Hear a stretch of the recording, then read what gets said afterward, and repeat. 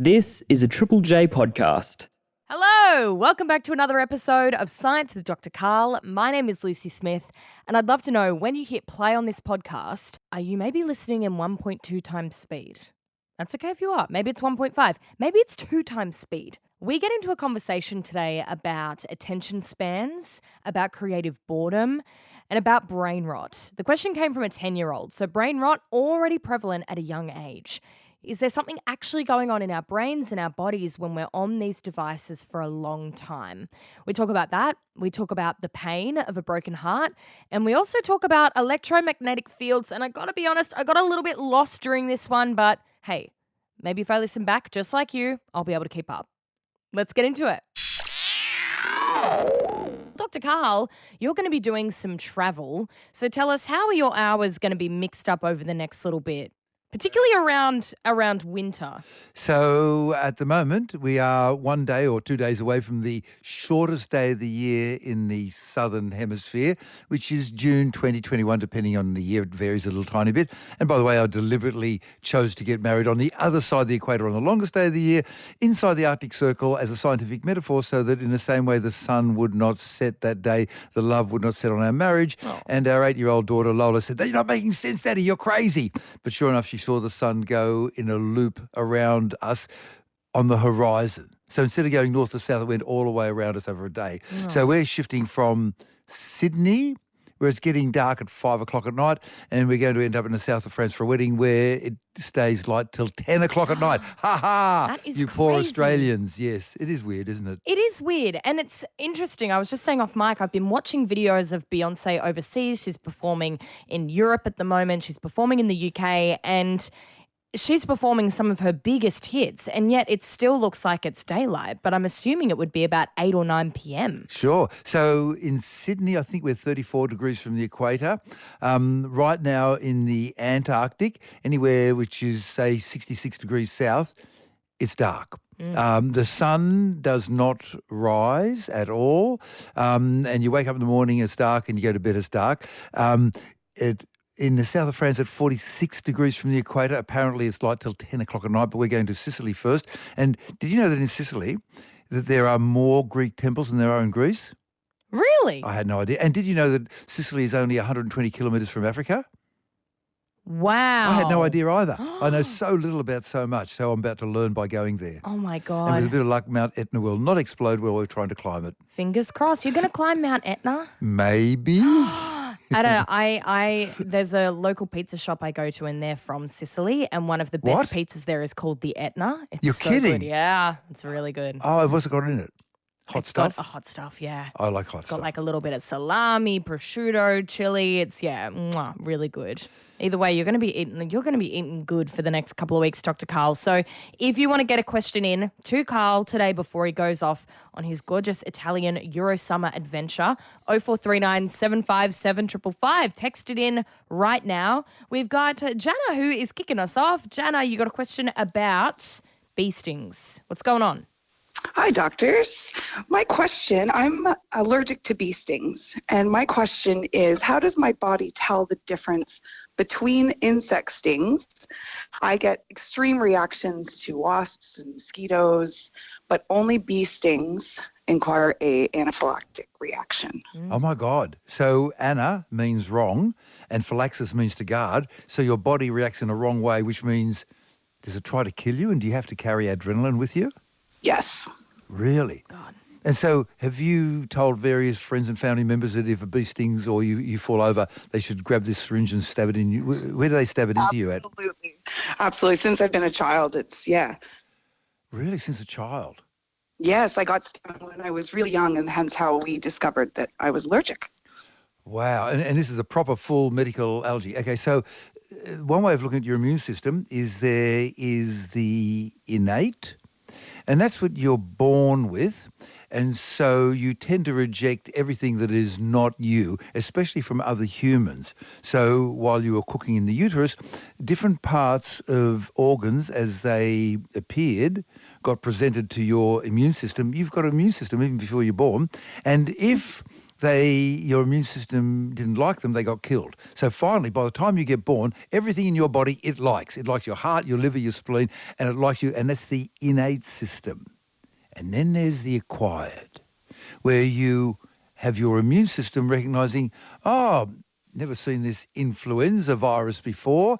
It's going to knock you around, but at least if it comes around again, I've built up a memory bank of stuff that will take me 2 weeks to activate, but then in the future, I can fight out really quickly. And in the case of the various stings, every insect is going different from species to species, and within species, they can have their own individual proteins. So you are reacting to the specific proteins. They're almost always proteins, but they can sometimes be carbohydrates, but they're nearly always proteins from the original bee sting, which seems to be sort of common amongst many other bees around the world. Have you been stung between now and then from being a kid?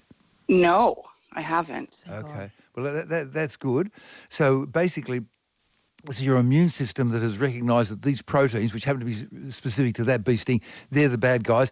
And when it sees you, it does a wrong reaction. All it needs to do is say, oh, it's that stupid thing. Okay, look, you're going to get it. It's going to hurt for a while. Just ride it. And unfortunately, it has been programmed to go into a full-on try to protect you reaction, which involves shutting down your airways, which involves killing you. That's why they call it anaphylactic, as in wrong guarding. And they still call condoms today prophylactics, or is that just American movies of the 1990s? I think American movies of the 1990s. Yeah. So pro before, phylaxis to guard. So a condom is a prophylactic as opposed to an anaphylactic. Okay.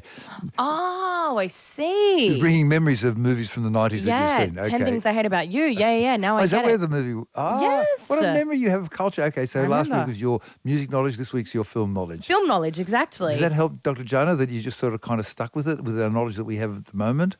Yes, thank sorry. you. Thank you, Dr. Jana. Thank you. We've got Dave in Hindmarsh Island here. Dave, you got a question about Hi. rainbows? Yeah, hi doctors. Yeah, I do. A couple of weeks ago we had some crazy weather here and I was looking out of my window at a rainbow and it was beautiful and I could see both ends of it. And it just occurred to me, why are rainbows curved and not straight, either, horizontal or vertical, but curved? Okay, I'll run through the scenario for you, which is basically that a drop of sunlight, a beam of sunlight then enters a raindrop and then bounces off the back wall, comes out through the front wall and ends up in your eyeball. That's basically what happens. So let me run through the specifics. So a big storm has come, the sky is full of raindrops everywhere, being held up by wind currents, and the wind is blowing them away. So you're staring at a black cloud mass. So half the sky is black and half of it is sunlight. And behind you is the sun. And in front of you is a shadow. Now, it turns out that the sun is not just shining on you, it's shining on everybody. And a beam of light is hitting a raindrop 42 degrees off to your left. And then it enters that raindrop, bends, hits the back wall, comes out the front, bends a bit more, and ends up in your eyeball. And if it's 42 degrees off to one side, you're going to see red. But there's other raindrops that are 39 degrees off to your left, and they'll give you blue. And so it's those particular raindrops off to your left that will give you that segment of the rainbow. But then there's some directly in front of you and up high in the sky. And so if you draw the shape of the curve where everything is 39 or 42 degrees away from you, it's a circle or a half circle. It would be a circle. It would be a circle, except the stupid horizon gets in the way. However, you can stand on a very tall building and you can see maybe 350 degrees of a 360-degree circle if it's a tall enough building. Or if you're on an aeroplane, as you come up through the clouds and you're on the side of the aeroplane away from the sun, look out through the window and you'll see down on the cloud top a little shadow of your aeroplane with a little cross shape, and then you look around it and you can see a perfectly circular rainbow. Cute. Oh, cool. That's nice. Thanks, Dave. Thank you. Yeah, Dave. thank you. Okay, cheers. Thank you. Brad in Toongabbie, what's your question? Yeah, my fiance asked me the other day why it's the coldest and darkest right before the sunrise as opposed to in the middle of the night, for example. So the way to think about it is that you get a steady state situation. Heat comes in, heat goes out. In the case of planet Earth, heat comes to us from the sun. When that radiation from the sun lands on the ground, if the sun is directly overhead, there's 1 kilowatt of power, roughly, on each square metre. If the sun's off to an angle, it's sort of reduced a bit by the smearing out effect. And of that 1 kilowatt, half is heat and half is not. The sun goes down, mate, you ain't getting no more heat. The sun has gone down over the western horizon, you ain't getting no more heat coming in. And in fact, you are now exposed, if there's no cloud cover, to the cold of space, which is minus 270 degrees C. So the Earth starts radiating away into that sky. If there's cloud in the way, it won't cool down as fast. So it keeps on cooling down till midnight, and blow me down, there's still no sun. So it'll cool down even more. Midnight just means the middle of the night, but the thing is you're still not getting any heat from the sun. And then it'll keep on cooling down and down and down, and then the sun will peep up on the eastern horizon, and it'll throw out this 1 kilowatt per square metre, but it's smeared out over maybe 30 or 40 square metres because it's right at an angle. So you're getting very little heating, and so it keeps on cooling down, and it achieves a steady state maybe half an hour, maybe 10 minutes after the sun rises, depending on local conditions. And so that's why it keeps on getting cooler until the dawn, and for a little bit more, depending on what time of year it is and whether the countryside is flat or mountainous and so forth. Cool. That's awesome. Yeah. Thanks. Great. you. Thanks, Brad. Thank you. We got Debbie in Sydney. Debbie, I've always wondered this one. I feel like it's come up before as well. What's your question? Hey, doctors. Just got a question about brain freezes. So what happens in our body when we get a brain freeze, and why does it hurt so much? And where do you feel the brain freeze? Like in your head type of thing, your throat. Oh, you feel it in the throat. Really? I feel it in the temples. You feel it in Now, Lucy, do you feel it on both temples or one side? Both. Okay. Debbie, do you feel it on both sides or one side? Yeah, usually both. But you also feel it on the throat. And so on the forehead, is it sort of front forehead or side forehead? No, the sides. Okay. This is partially related to what's happening inside the brain, but mostly is what's called referred pain. So let me explain. If I were to go to your left arm and pinch you, which is very naughty of me without permission, you would go, Karl, you're pinching me on the left arm. And you would feel pain, and you'd go, oh, I felt pain. My brain tells me I'm feeling pain in the left arm. And it turns out that the pain sensors for your heart go to the same part of the brain. And in your whole life, you will never feel pain in your heart, with luck. But if one day things are bad and you have a heart attack, I hope you don't, and almost certainly you won't, but if you do, you'll go, oh my God, why am I feeling pain in my left arm? And for the first time in your life, your heart is sending pain signals to the brain, but it's coming from a different part of your body, not your left arm, but from your brain, from your heart. So this is called referred pain. In the same way, when you have something very cold, it goes onto your palate, and then registers, oh my God, I'm going through sudden vasoconstriction. It's cooling down really, really fast. In fact, faster than normal. And I'm getting sort of, muscles are not contracting evenly. The flesh is not going together well. Pain nerves are being squashed on the way. It normally never happens. So it's really quite a unusual thing, and you feel it. And by the way, the Romans noted it because the Romans would dig holes in their yards, in the wealthy people, and then bring in ice from the distant mountains in the Alps, and then keep ice underground in summer, and then feed it to the children as a special treat in summer. Oh. So you start off with maybe 10 cubic metres of ice, and it'd be down to 1 cubic metre by the end of summer because it was all underground, but there was still some ice. They were using the ground as a refrigerator. So getting back to you, you're having referred pain. There's a nerve called the trigeminal nerve, and it deals with pain on your face. And normally you don't feel pain on on the back of your palate, and it also picks up pain from your forehead. So normally, if you pinch yourself on the forehead, you'll go, oh, a bit of pain there. And then that's why you have this referred pain. So both the forehead and the back of your throat, the palate, they both refer to the same part of your brain. So it's what they call referred pain.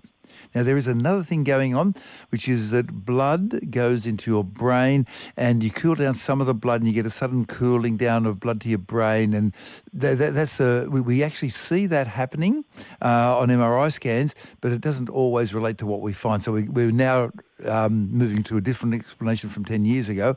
And then there's finally another mystery. In some people, they have ice cream and they feel pain on the tip of their shoulder. Well, we have no idea. Josh in Wangaratta's texting and saying, I get a spine freeze when I drink a slushie. Right. See, Yeah. there's mysteries about the human body that even today we don't understand. Well, of course, we'll never understand them. Yeah. Of course. Someone texting in off the back of that rainbow question saying we saw a full 360 rainbow from the Centrepoint Tower the other week. Amazing. Let's go to Ashton in Meanjin, Brisbane. Ashton, what do you want to know? Hi, Dr. Karl. I would like to know, how does your brain actually rot when you are on a device for a long time? Are kind of lying to you, the forces of evil, or your parents, about the brain rot. Rot is not actually what's happening, but you do get changes happening inside, well, your entire system. So one straight physical thing is that the screen is close and you're focusing on something nearby, and that can cause eye strain, headaches, or long-term, it could make you, when you get older, have to wear glasses. So in Taiwan, students in high school, 80% have to wear glasses for distance vision if they live in Taiwan City, in the cities in Taiwan. But if they live in the countryside and they're exposed to things at a distance, they do not have to wear glasses. And this is caused by a pathway involving dopamine. So if you're doing this near focusing thing, every hour, stop for 5 minutes and stare at something off in the distance, and that will hold off or entirely stop your need to have to wear glasses and the headaches and the fatigue. Another thing about looking at screens is that it reduces physical activity, which is important for your overall health. Another thing is that it might interfere with social interactions, which is an important part of growing up. And another thing is it stops the importance of creative boredom. So what you are, what you express is a mixture of two things: what's inside you and what you express. And if you're always sucking in stuff, there's no time when you stop and say, nothing's happening. Oh, I think I'll make a song now. That opportunity doesn't arise. Now, there's a whole bunch of papers about whether it interferes with socialisation skills and makes people better or worse. And there was a whole bunch of papers that originally said, yes, it's evil. And then other people said, well, not so. Let's back off a bit. So to chase this up a bit further, Ashton, go and look on the New York Times and you get 5 reads for nothing. And there's some recent articles about that saying we were a bit over the top in saying that it automatically makes you a pulp and something that can be organised by the outside world, and you have no thoughts of your own and you're just brain rotting. So there are some more measured reports on it. So you get a lot of information from there, and it's the way the world is heading, but use it in moderation and definitely keep that exercise thing. Remember that old saying, a healthy mind in a healthy body. And also on the New York Times, there's some exercises you can do without a gym. So if you check the exercise session, you can do that as your 10-minute break. You can do a whole bunch of things like squattings and leapings and stuff, and at the end of 5 minutes you're puffing, and you think, okay, now I can go back to doom scrolling. Yeah. Ashton, does that help? Yes, it does. More effect on memory and imagination. Well, how does that affect your attention span too? If you are constantly dealing in short snippets of information, you lose the ability to have long-term concentration. And I remember this happening quite frequently when I sometimes talk with commercial radio stations. I sometimes do. Wow. I'm sorry, I've gone to the dark side, I know. And I've been pulled aside more than once by the radio producers. So you've got a bunch of radio producers, you might not know this if you're not in radio, and they're filtering stuff that's coming in, and they're making decisions on the spot, and they're not going into anything in depth, and they do this for many hours a day, many days of the week, many weeks of the year. And on more than one occasion, people have said to me, hey, Dr. Karl, I can't concentrate because when I sit down with my partner to read a book or have dinner together or watch TV together, I can't even have dinner without looking at my phone to try to get more stimulus. I'm saying, okay, you've been conditioned and it's because of your job. And what I suggest is when you go on a holiday next time, do not take your device with you, but instead take a book that you remember reading when you were a kid and try to read it. And they report back to me and they said, I couldn't read the book for the first 4 or 5 days. I just got too distracted, even though there's nothing else to do. But by about a week, I could suddenly read the book and I was in a different mindset. So Dr. Ashton, try to keep that long-term concentration thing going. Don't do everything on little snippets of less than 5 seconds or 20 seconds. Awesome. Best of luck. Yeah, you got to have it. And I think patience comes into it as well, right? You've just got to be patient. You have to sit through things that you don't enjoy sometimes. And, even the 2 times speed function or watching YouTube videos in 1 point. I really try not to use that function because I've heard from people that sometimes they're having a conversation with someone and they go, God, I wish I could put this at 1.5 times speed. I wish this would go quicker. I wonder if people listen to the podcast on 1.5 or 2 times speed. I'm guessing that in Italy they might, because you never get to finish your conversation because they talk so quickly, whereas in Sweden you say good morning and there's a pause of about 30 seconds and they think, you get the reply, yes, it is a good morning. I have considered the matter deeply. Okay, so in Italy they're on 2 times. In Sweden our listeners are listening at 0.1. Yeah. We've got Pete in Wollongong. Dr. Pete, talk to us. You got a question about drinking water. I do. Hi, doctors. Just had a question about the recommendations around how much water you should drink a day. Often people will say you need to be drinking several litres of water. I just wondered why that was, why you needed more than sort of just the amount that you would need to dissolve the sort of waste products and toxins that your body's trying to get rid of each day. Why it has to be that large volume. Because it turns out your mouth is your major excretory organ. Most of what you eat comes out through your mouth. And so if you weigh yourself overnight, you'll find that there's a drop of anything between 300 and 500 grams even if you have not gone for a wee through the night. And that is water vapour and carbon dioxide that has come out through your mouth. So you're always losing water vapour. Now, your body operates over a fairly narrow range of saltiness. The technical term is osmolality. And the saltiness or osmolality of your body should be, I'm probably wrong, 294 milliosmoles. And I'm not sure what a milliosmole is, but I'm pretty confident that it's 1,000 times smaller than a regular osmole, whatever that is.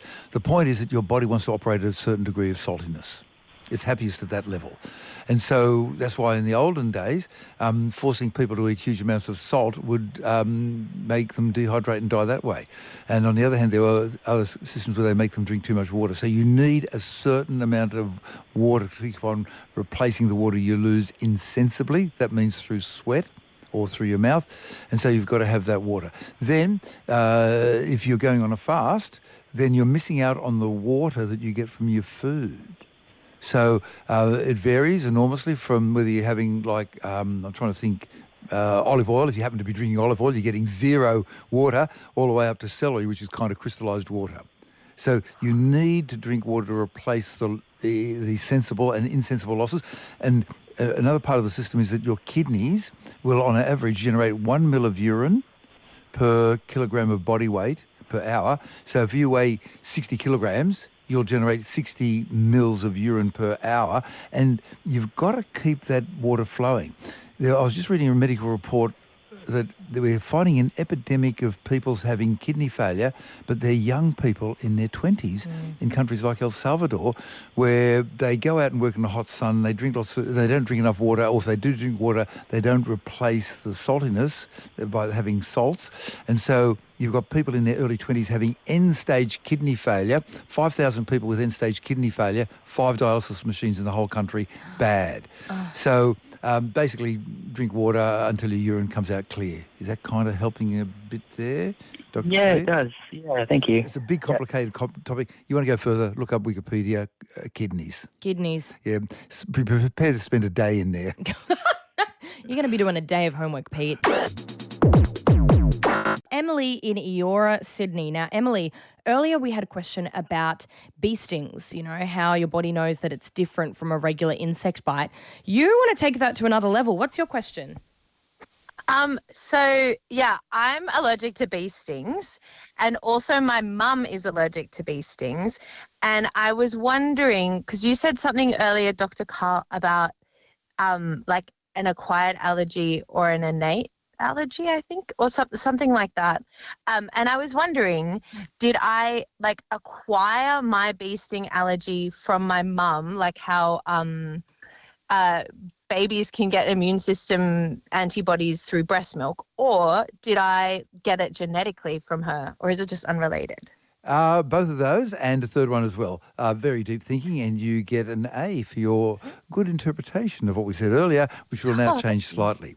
So we were talking about the immune system, and in this case, we're talking about chemicals in the immune system. We're talking about chemicals called immunoglobulins, which look like the letter Y, and the open part of the Y, the jaws of the Y, that has little bumps on it which fit in exactly with the bad guy chemical, which might be a chemical from bee skin, and then the tail kind of lights up like a light, and it calls over a macrophage, which is literally a big eater. It's a cell, and it comes and destroys both the immunoglobulin E, that's the type it is, there's 5 types, GAMDE. It destroys that immunoglobulin E plus what it's grabbing onto, and also sends that information back to the immune system saying, get ready for this next time around, but there's a sort of a time delay of roughly 2 weeks.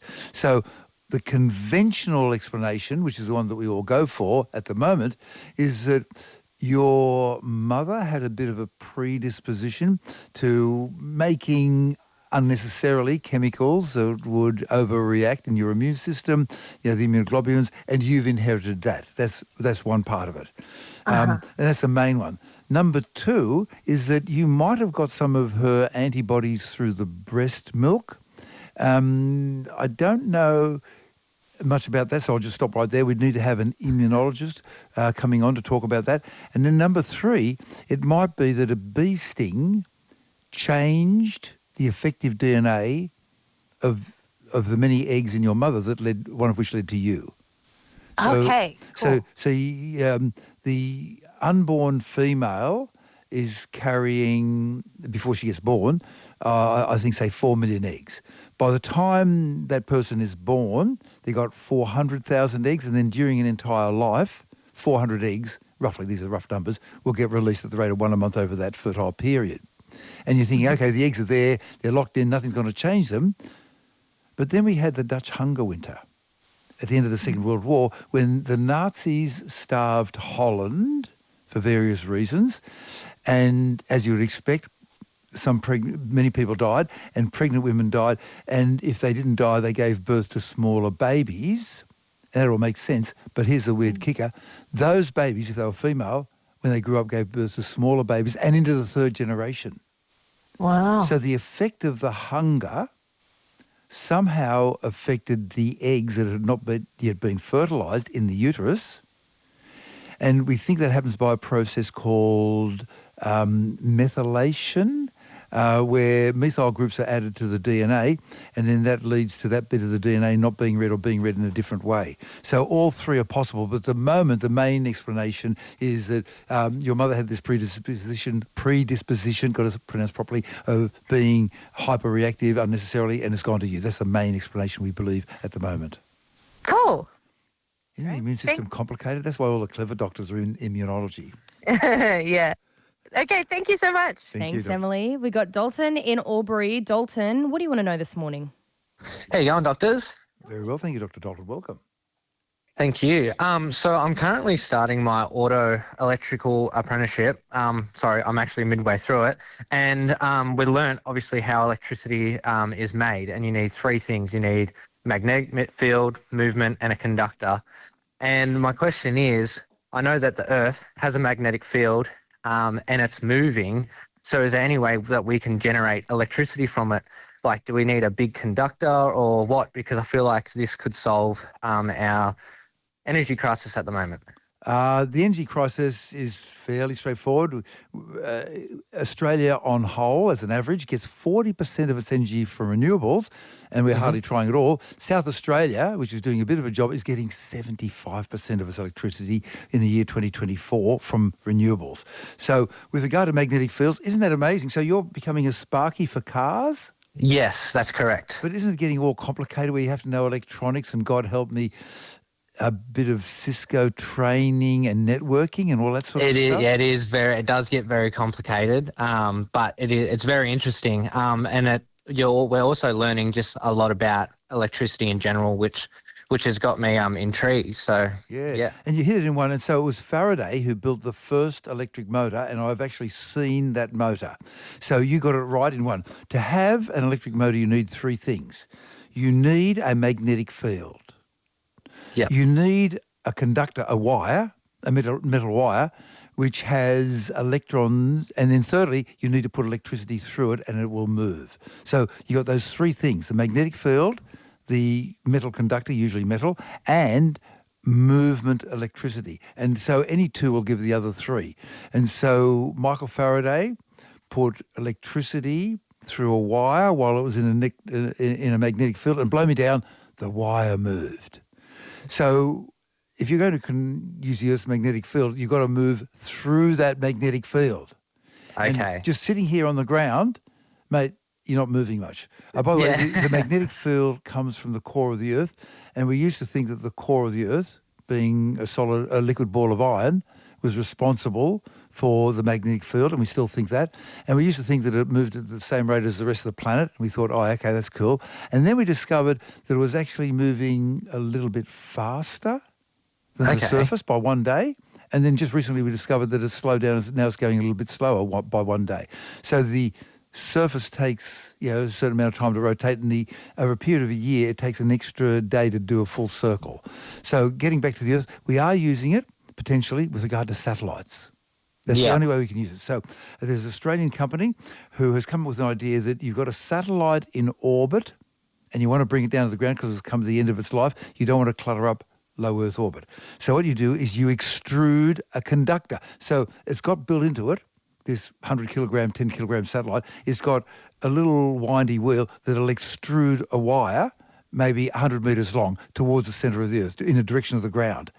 Yep. It's moving at 28,000 kilometres an hour. It is cutting through the magnetic field of the Earth, but at 28,000 kilometres an hour. And then that will generate magnetic drag, which will then bring that satellite out of orbit.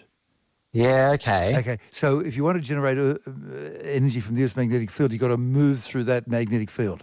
Yes, And okay, now that we're talking about satellites, we are potentially doing a bad thing to the ozone layer in terms of launching rockets into orbit, and the chemicals that come out of the rockets, carbon dioxide, water, soot and chloride ions, and they can destroy the ozone layer. And then when the satellites deorbit after a period of time, they can then burn up in the atmosphere and then once again cause damage to the ozone layer. And there's not much now, but by the year 2030, we expect to have not just 2,000 working satellites in orbit like we had in 2019, not 11,000 like we have today, but 50,000. Wow. And they've got they're mostly like the Starlink satellites, but as they come down, and they're coming down at the rate of 10,000 a year because they've got a 5-year life, they're going to influence the stratosphere. Already 10%, we've put aeroplanes up there, 10% of all the liquid in the upper atmosphere is contaminated with satellite dust. What's it going to cause? Wow. Something we should stop thinking about the quarterly reports and think long-term for our children. Yeah. Too true. Dalton, thanks for your question. No worries, thank you. Danny Maitland, what do you want to know? G'day, doctors. What's going on? Not much. You're going on, Dr. Dan, and we love you to pieces. We love you, mate. Listen, I'm just wondering, right? The sky is blue because it's the refraction from the sun to the ocean, right? No, but go on. Well, okay. Why is the ocean blue? Okay, so have you ever been at Alice Springs? Not for a long time, no. But even in the middle of Australia, where you're a long way away from the ocean, you're thousands of kilometres from the ocean, and the atmosphere is only 10, 20, maybe 50 kilometres high. How come the sky is blue if it's a reflection from the ocean? Yeah, that's a good question. Yeah, it's I was not. taught wrong at school. Sorry, we love you to pieces. And so it's because of Raleigh's law of scattering, which is why the sky is blue. And I won't go into that in depth. But to answer the other question, water is clear. Water is clear if you look at just a little bit of water in a glass. But if you have somebody at home with a fish tank, you look at it through the short way, thinking, maybe it's a bit blue if you're looking at it over maybe 20, 30 centimetres, and you look the other way where it's a metre long, you think, I'm getting a definite blue tinge. And if you go scuba diving, like certain members of my family have, when you're down about 40 or 50 metres, mate, it's really dark down there. So water is not clear. A little bit of water is clear. And it turns out that water absorbs the red, so it gives you that bluish colour. So the colour of the ocean is a combination of the bluish colour plus whatever the sky is doing. Oh. If you got a blue sky, okay, you got blue sky, you got blue water, okay, it just goes blue. But if you've got an angry storm going, you can sometimes get weird colours like the green. And no, I don't know why that happens. I don't know. Please forgive me. Right, okay. I was just wondering, underneath the ocean, it's very colourful. You'd expect like a kaleidoscopic sort of effect or rainbow. No. Colourful for the first 5 metres. Once you go down to 30 metres, you've got to carry your lights with you to see the colours. I love that you say, I love you, but... I love you, but you're slightly wrong, and my son told me about this, and he was right and I was wrong. Thanks, Dan. We got Claire in Bathurst. Claire. Dr. Claire, welcome, Dr. Claire. Hey, how are you? Well. So you said earlier, Dr. Karl, that our heart doesn't hurt in regards to like the brain freeze part of it. Yep. So it's actually our heart that it's like redirecting the pain. Yep. So what is the pain that you feel then in your heart when like you have a major heartbreak or like someone's like you've heard really sad news and like you can feel that just that tightness in it feels like your heart is literally like hurting and broken and you just feel like just devastated. And what is that pain then? Oh, has that been happening to you? Oh, yeah. So, like, if I, like, something, I had, like, found out something really bad, and then, like, I get that pain, and you just kind of go, oh, my God, and, like, your heart just, like, feels like you just go, my heart is literally hurting, like, it physically feels like it's breaking. So, yeah, what's that pain? Okay, I'm going to spell out a word I can't pronounce. It's right. The cardiomyopathy bit I can pronounce, cardio, C-A-R-D-I-O, myopathy. The first word is a Japanese word, takotsubo. I don't know how to pronounce it. T-A-K-O-T-S-U-B-O. And it's a Japanese origin thing. We've been seeing it for a while. It's called the broken heart syndrome. And it's where you have cardiomyopathy. In other words, the cardiac muscles don't respond as they should. They get weak. And you're thinking, okay, anything can happen to the human body. You're saying emotions can cause it? Yes. Of people with cardiomyopathy, about 40 or 50 or 60% have a physical stressor like major infective event or shock, a medical shock or subarachnoid hemorrhage or some sort of disease. But about 30% have an emotional stressor. And you keep on reading it in the newspapers where you've got a couple who've been together for a long time and one of them dies and the other one dies within a few days and they've had no background disease. And what's happening is that the stress has set up chemicals in their body called catecholamines, which go down a long, complicated pathway, which then damage the heart muscle. And they've got a physically damaged heart, and instead of being able to pump out 5 litres of blood a minute, it's 4 or 3 or 2, and they die. Sakabuto cardiomyopathy. And it's a real thing. But in your case, being a younger person, it doesn't happen to that degree, I'm hoping. It's not no, I mean, I don't know. But I've heard something and my heart just goes, oh, my God, it literally feels like my heart is literally hurting. Yeah. So there is, in the case of a younger person, there is a diminution of the output of the heart, but you've got a bigger reserve. So whereas in an older person, they might not be able to pump the 5 litres of blood per minute, it might only be 3.5. And so you drop that down by half and suddenly they're in a bit of problem.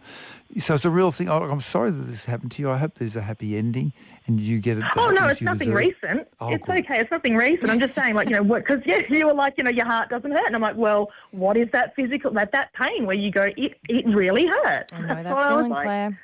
I like that welfare check from Dr. Karl, just making sure. Yes. Yeah, that's right. Well, so, it does hurt. Yeah. It does hurt, and you can get congestive heart failure. You've Bad. had a broken heart before, though, haven't you, Karl?